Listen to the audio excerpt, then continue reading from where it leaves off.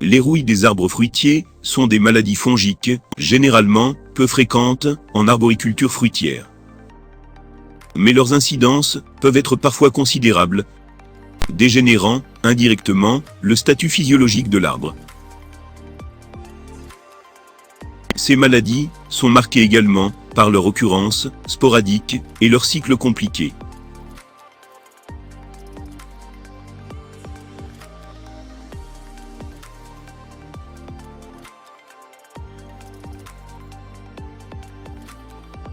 Les rouilles des arbres fruitiers sont distinguées facilement par les symptômes typiques qu'elles induisent.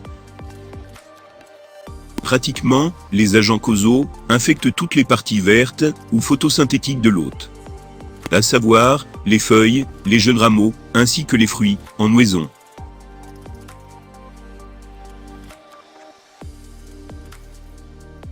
Sur le plan étiologique, on distingue deux groupes de rouilles chez les arbres fruitiers. Chez les rosacées à pépins, elles sont induites par des champignons du genre Gymnosporangium,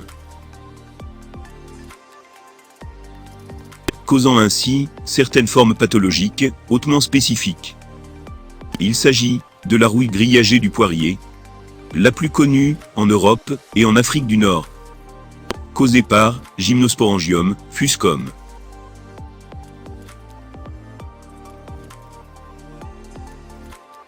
La rouille de Virginie, causée par Gymnosporangium juniperi virginiana, fréquente en Amérique du Nord et dont les symptômes sont similaires à la rouille grillagée. La rouille du poirier japonais, causée par Gymnosporangium asiaticum.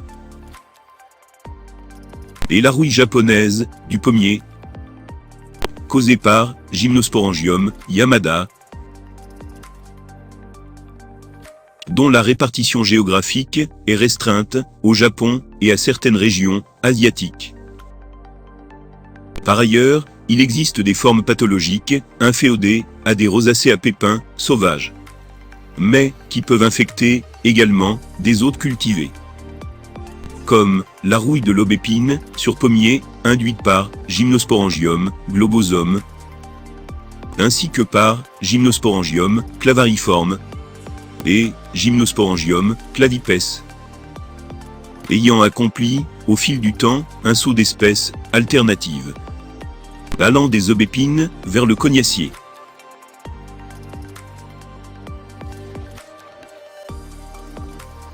Les espèces les plus sensibles aux rouilles sont principalement le poirier et le pommier, et d'un degré moindre, le cognacier et le néflier du Japon.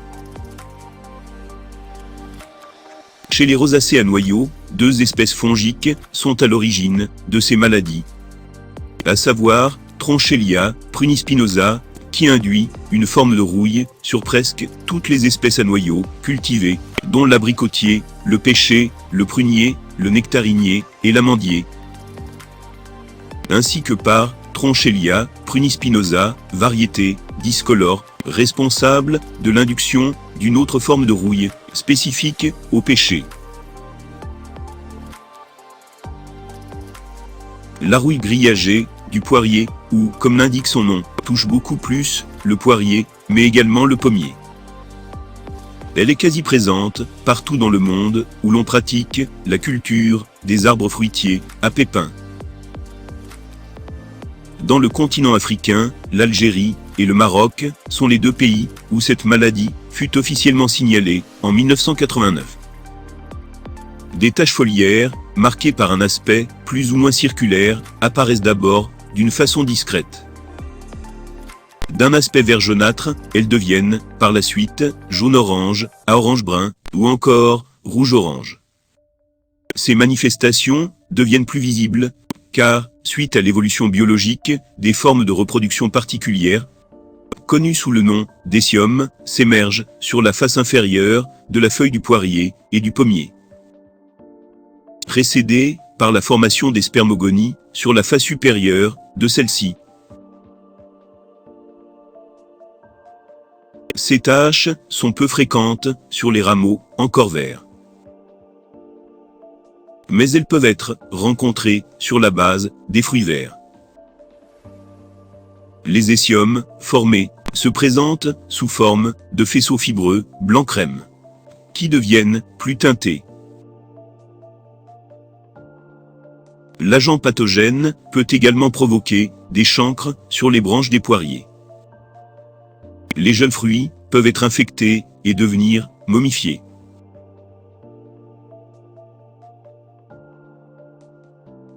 Les symptômes de la rouille des rosacées à noyaux, notamment le prunier, le pêcher et l'amandier, sont marqués par l'apparition de petites taches angulaires, jaunes orangées, sur la face supérieure de la feuille. Elles peuvent également apparaître le long des nervures, en bordure du limbe ou de manière diffuse sur toute la feuille. Pour les non expérimentés, il est possible de confondre ces taches avec celles induites par la maladie des taches bactériennes, causées par Xanthomonas arboricola, patovar, pruni, ou les dommages provoqués par les thrips. Sur la face inférieure de la feuille, des taches de couleur plus foncée, voire brun noirâtre, se développent. Elles sont en réalité des pustules, genre de formes fongiques de reproduction qui sortent à la surface foliaire pour libérer des urédospores, issus de la reproduction asexuée, et des télétospores, issus de la reproduction sexuée du champignon. Le genre Gymnosporangium fut décrit pour la première fois dans un document non publié par Romanus Adolph Edwige, le fils du fameux botaniste et médecin allemand Johann Edwige, puis proposé officiellement en 1805 et étudié par le naturaliste français de Lamarck et le botaniste suisse de Candolle. À cette époque, seul le stade tellien fut décrit et connu. Des cultures pédagogiques furent collectionnées par De Bary vers 1864. Un an après, Ørsted a démontré la relation entre Gymnosporangium sabina sur le genevrier de Virginie et la forme Rostellia cancellata sur poirier. Mais il s'est avéré par la suite qu'il s'agit de la même espèce qui se développe sous une autre forme, dite hessienne, sur le poirier et le pommier. D'autre part, le genre Tranchellia fut proposé et décrit par Arthur en 1905. Quant à l'espèce Tranchellia prunispinosa causant la rouille sur rosacée à noyaux, les symptômes furent décrits par Persoon en 1801, puis par le mycologiste allemand Paul Dittel en 1922. Les rouilles comptent parmi les maladies fongiques les plus fréquentes chez le règne végétal. Les champignons en cause appartiennent au phylum des Basidiomycota et à la classe des Urédinomycètes, et à la famille des Pucciniacées. Appelés ainsi, eu égard à l'aspect brunâtre et rouillé exhibé par un grand nombre de plantes hôtes. Ces champignons sont marqués par une spécificité à l'égard de l'hôte, à l'instar de ceux inféodés aux graminées, aux légumineuses et aux liliacées. Mais on trouve également des formes symptomatiques un peu différentes qui provoquent des déformations de l'hôte, comme le cas chez certaines essences forestières. Une caractéristique essentielle des champignons de rouille est l'accomplissement du cycle, parfois obligatoire, sur deux hôtes divergents sur le plan taxonomique et physiologique. C'est pourquoi ces maladies sont baptisées également hétéroxènes.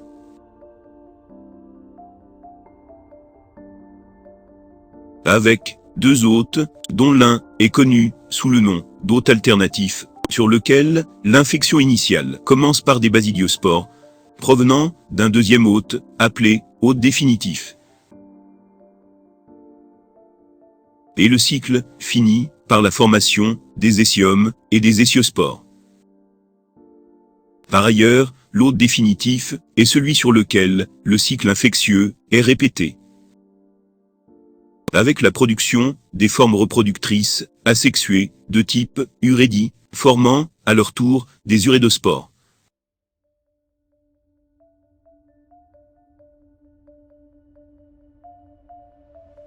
La fin du cycle fongique, sur l'hôte, définitif, est marquée par la formation des théliums.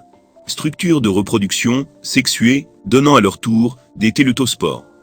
Capables de survivre pendant de longues périodes, ou encore de produire des basidiospores, qui vont assurer, l'année suivante, l'infection de l'hôte alternatif.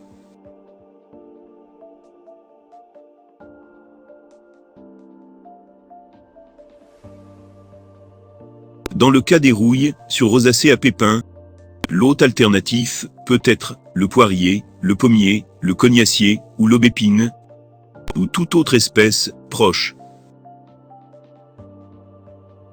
Tandis que l'hôte définitif est exclusivement une cupressacée du genre Juniperus.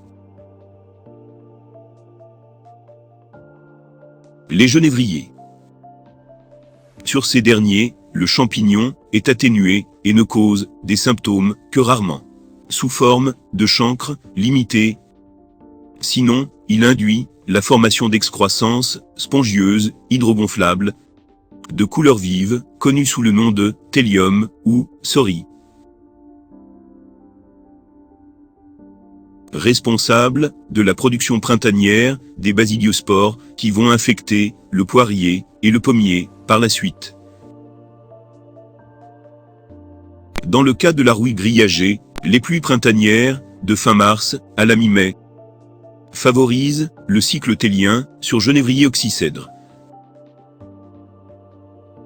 Sur ce dernier, les télétospores produisent chacune 4 basidiospores.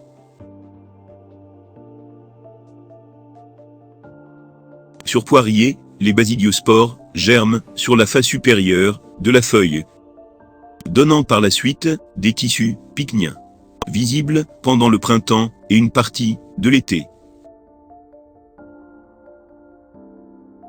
et qui se développent à l'intérieur et fusionnent ou forment un tissu hybride qui donnera par la suite l'essium. À partir de cette structure, des échiospores seront produites et disséminées pour assurer l'infection conséquente de l'hôte définitif, le genévrier.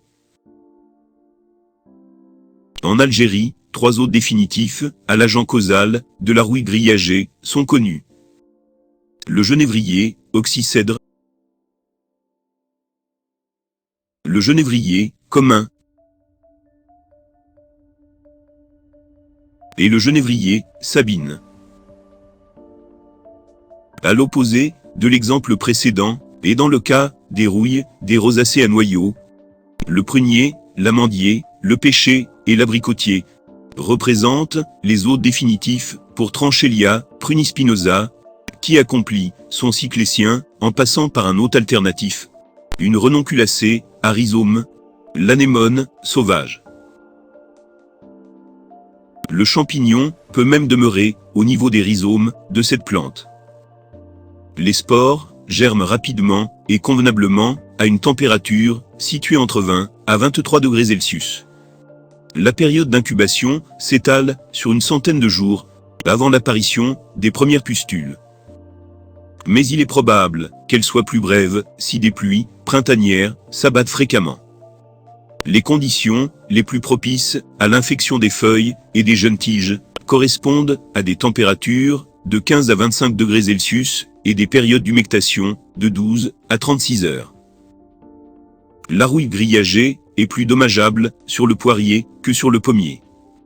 En effet, en plus des défoliations observées, elle est à l'origine de la réduction des capacités photosynthétiques de l'arbre, ainsi qu'au développement des chancres sur les jeunes tiges et rameaux.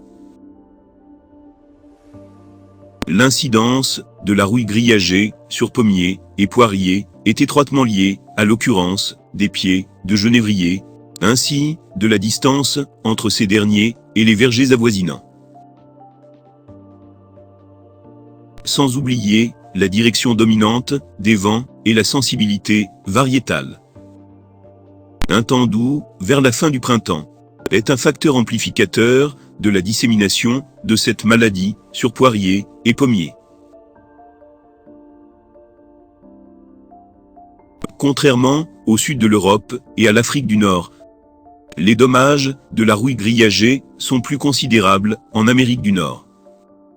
À cause de la forte présence d'une multitude d'espèces de genévriers et à la physionomie des formations de ces cupressacées, souvent proches aux vergers.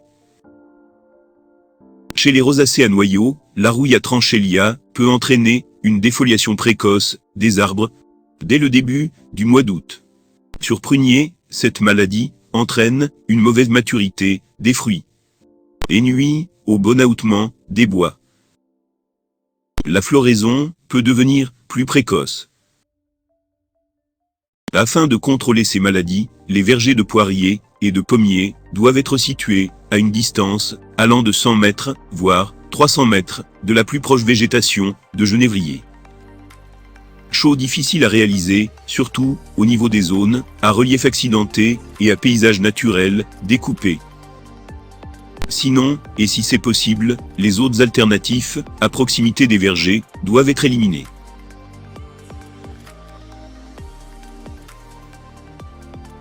Des pulvérisations de fongicides doivent être appliquées de la floraison jusqu'à la mi-juin, à des intervalles de 7 à 12 jours.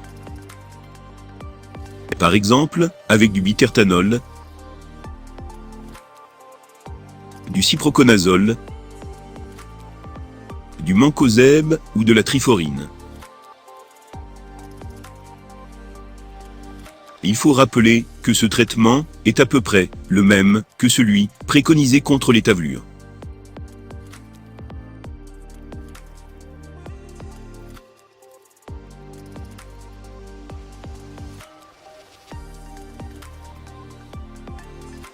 Des études ont montré l'existence de plus de 150 espèces fongiques qui peuvent altérer le cycle de développement des gymnosporangiums. Les plus connus sont Tuberculina, Persicina et Cladosporium uridinicola.